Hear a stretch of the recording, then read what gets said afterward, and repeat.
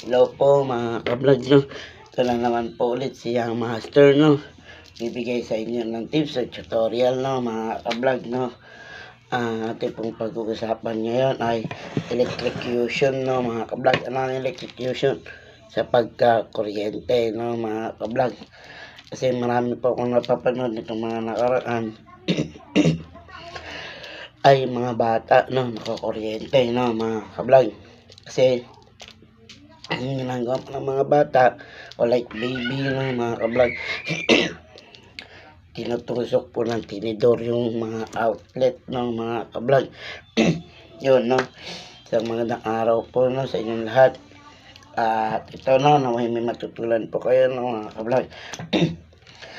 Ang senaryo nito is tungkol sa electrocution o sa pagkakuryente, no, mga ka-vlog.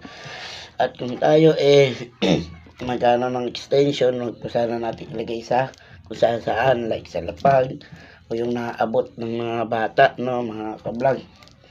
Kasi itong tips ko to o tutorial ko to ay sa pagka-oriente ng mga ka-vlog, kasi may bata kumuha ng tinidor, sinaksak ng ganon sa extension, no, mga ka-vlog.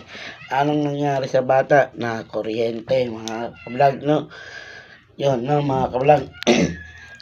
Anong nangyari? Na kuryente, no, mga ka-vlog. Yun, tulad nga na sabi ko, yung iiwanan sa lapag o kung saan ang inyong extension, no, mga ka-vlog, o saksakan, no, mga ka-vlog. At kung extension o outlet ninyo ay nasa lapag, maaaring tanggalin nyo na lang sa saksakan, no, mga ka-vlog. Tapos yung outlet, dikitan nyo lang scotch tape or electrical tape, no, kung hindi nyo pa gagamitin, no, mga ka-vlog.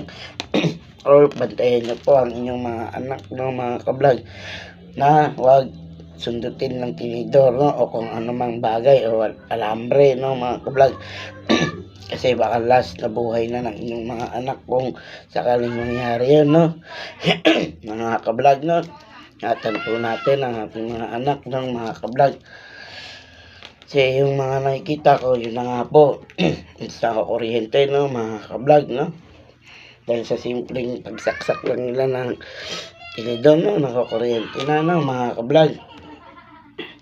Ating bantayan, no, o iangat natin ang mga outlet or extension, no, mga ka-vlog. Kung sakaling makukulit ang ating mga anak at di natin mababantayan, iakyat lang po natin ang ating mga saksakan o extension, no, mga ka-vlog. Para hindi po sila makuryente, no, mga ka-vlog. At ayun na nga, mga ka-vlog, at naway may natutunan po kayo, no. Ulitin ko, huwag niyong iwanan sa lapag ang inyong outlet o extension, no, mga ka-vlog. Kasi yung batang sinasabi ko sa video, no, sinaksak po ng tinidor, no. Kasi isipin nila ang tinidor, akala nila is panundot lamang, no, mga ka-vlog. Pag sundot po ng bata is yun, na kuryente po, bigla pong pumutok yung outlet, no, mga ka-vlog. Hawak-hawak ng bata, kaya nangisay po yung bata, no, mga ka-vlog. At yun na nga, mag-iingat po tayo, mga ka-vlog. At naway may natutunan po kayo, mga ka-vlog. Sa magandang araw at magandang buhay sa inyo, no, mga ka-vlog. Bye-bye!